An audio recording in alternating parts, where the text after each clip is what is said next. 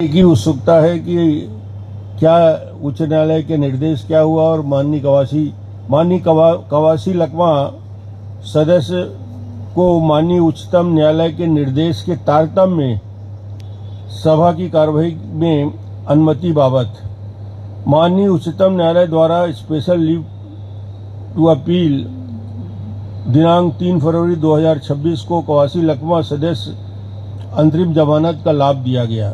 श्री कवासी लकवा सदस्य द्वारा माननीय उच्चतम न्यायालय के निर्देश के तारतम्य में विधानसभा के बजट सत्र 2026 की कार्यवाही में भाग लेने की अनुमति हेतु 6 फरवरी 2026 को व्यक्तिगत उपस्थित होकर लिखित रूप में अनुरोध किया।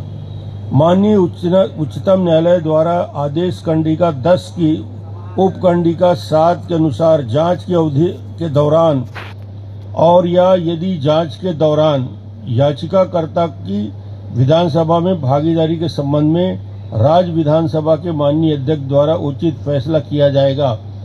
न्यायालय इस संबंध में कोई राय व्यक्त नहीं करता है। न्यायालय ने स्पष्ट कह दिया कि ये विधानसभा का विषय है, इसलिए न्यायालय इसमें अपना कोई अभिमत व्यक्त नहीं करता है। माननीय उच्चतम न्यायालय के आदेश के तारतम्य में महाधिवक्ता छत्तीसगढ़ के से माननीय कवासी लकवा सदस्य को विधानसभा के फरवरी मार्च 2026 सत्र की अवधि में भाग लेने के संबंध में 7 फरवरी 2026 को अभिमत चाहा गया। महाधिवक्ता द्वारा दिनांक 11 फरवरी 2026 को अपना अभिमत व्यक्त किया।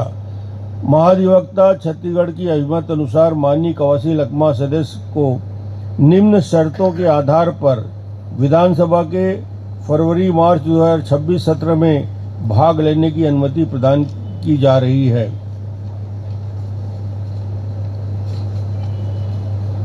माननीय श्री कवासी लकवा सदस्य को उनके आगमन एवं प्रस्थान की सटीक समय की जानकारी विधानसभा सचिवालय को देनी होगी और अपना सक्रिय मोबाइल नंबर कार्यालय को जमा करना होगा। मोबाइल नंबर वे अपने निवास क्षेत्र का दौरा नहीं करेंगे, ना ही प्रेस कॉन्फ्रेंस आयोजित करेंगे। माननीय उच्चतम न्यायालय द्वारा लगाई गई नो स्पीच भाषण न देने की शर्त की कड़ाई से पालन करेंगे और विधानसभा के भीतर और बाहर चल रही गुड़दोष पर चर्चा नहीं करेंगे। उनकी उपस्थिति केवल उन दिनों तक सीमित रहेगी जब विधानसभा का सत्र चल रहा है। श्री कवासी लकवा सदस्य को इस शर्त के कड़ाई से पालन करने के आधार पर अनुमति दी जा रही है। यदि उनके द्वारा शर्तों की कड़ाई से पालन नहीं किया जाता तो सदन की गरिमा के रक्षा को देखते हुए इस अनुमति को तत्काल प्रभाव से रद्द किया जाएगा। जहां तक सवाल है कि नो स्पीच को मैं और क्लियर कर दूं कि इसमें भी आपके मन में प्रश्न उठ रहे होंगे कि विधानसभा में बैठेंगे तो नो स्पीच का डेफिनेशन क्या है। फिलहाल तो नो स्पीच का मतलब है उनके ऊपर जो चल रहे मामले को लेकर उसके गुण दोष के आधार पर विधानसभा में वक्तव्य नहीं दे सकते। विधानसभा में बजट सत्र के अन्य विषय में बजट की चर्चा में भाग ले सकते हैं। तो ये नो स्पीच को क्लियर करने मैं इसलिए किया कि नो स्पीच का मतलब कोर्ट क्या चाहती है और विधानसभा क्या चाहती है। जी के बजट भाषण का दूरदर्शन रायपुर एवं आकाशवाणी रायपुर के द्वारा सीधा प्रसारण किया जाएगा। गुरुवार 26 फरवरी 2026 और शुक्रवार 27 फरवरी 2026 को वित्तीय वर्ष 2026-27 के आय व्यय पर सामान्य चर्चा होगी। दिनांक 9 से 17 मार्च तक 2026 तक सभा में विभागवार अनुदान मांगों पर चर्चा होगी। 27 मार्च 2026 आय व्यय की मांगों से संबंधित विनियोग विधेयक का पुनर्स्थापन होगा। आय व्यय की मांगों से संबंधित विनियोग विधेयक पर चर्चा एवं 17 मार्च को होगी। आय व्यय की मांगों से संबंधित विनियोग विधेयक पर चर्चा पारण के दिनांक 18 मार्च 2026 की तिथि निर्धारित की गई है। विधि विषयक कार्य अभी तक शासकीय विधि विधेयक कार्यों के अंतर्गत निम्नलिखित विधेयकों की सूचना प्राप्त हुई है। छत्तीसगढ़ धर्म स्वतंत्र विधेयक 2026, छत्तीसगढ़ लोक सुरक्षा परिवर्तन विधेयक 2026। तीसरा, छत्तीसगढ़ अग्निशामक एवं आपातकालीन सेवा विधेयक 2026। प्रश्न स्थगन और ध्यानाकर्षण की सूचना।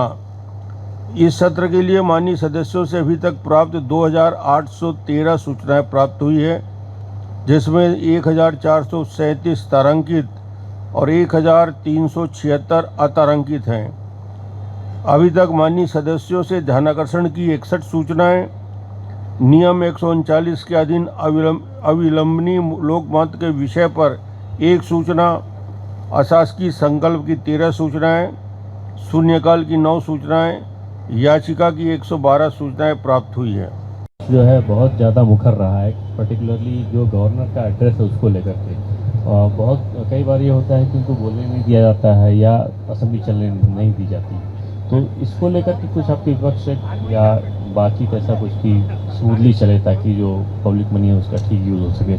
नहीं, इसके पहले हम जब बैठते हैं तो प्रमुख लोग कार्य मंत्रणा की बैठक में मुख्यमंत्री के साथ, नेता प्रतिपक्ष के साथ प्रमुख पक्ष और विपक्ष के लोग बैठते हैं और करीब करीब आधा पौन घंटे चर्चा होती है।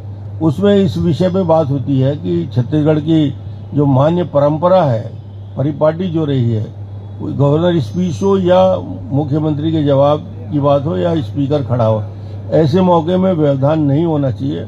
और खास तौर से महामहिम राज्यपाल महोदय की स्पीच पे अभी तक परंपरा है कि काफ़ी अच्छे तरीके से होता है। बीच बीच में कुछ कमेंट्स हो सकते हैं जो होते रहे हैं, मगर सामान्य परंपरा में मैं देखता हूं कि बहुत अच्छे से सम्मान के साथ राज्यपाल महोदय को सुना जाता है। डॉक्टर साहब, एक सवाल है, इसको ये नहीं कहिएगा कि ये मेरे रेंज से जुड़ा हुआ नहीं है, क्योंकि आप 15 साल मुख्यमंत्री रहे हैं। हाँ, एक सर, तो डॉक्टर साहब ऐसा है कि एक सवाल चौपाल से जुड़ा हुआ है, केंद्र की चौपाल, संसद जिसे कहा जाता है।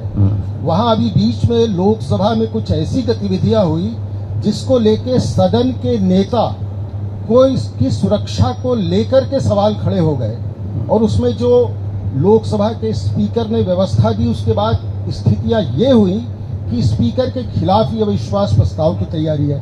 चूंकि आप 15 साल मुख्यमंत्री रहे हैं and you are speaker also, तो ये मत कहिएगा कि ये मेरी रेंज का नहीं है, लेकिन क्या ये स्थितियां लोकतंत्र के लिए किस तरह की स्थितियों की सूचक है?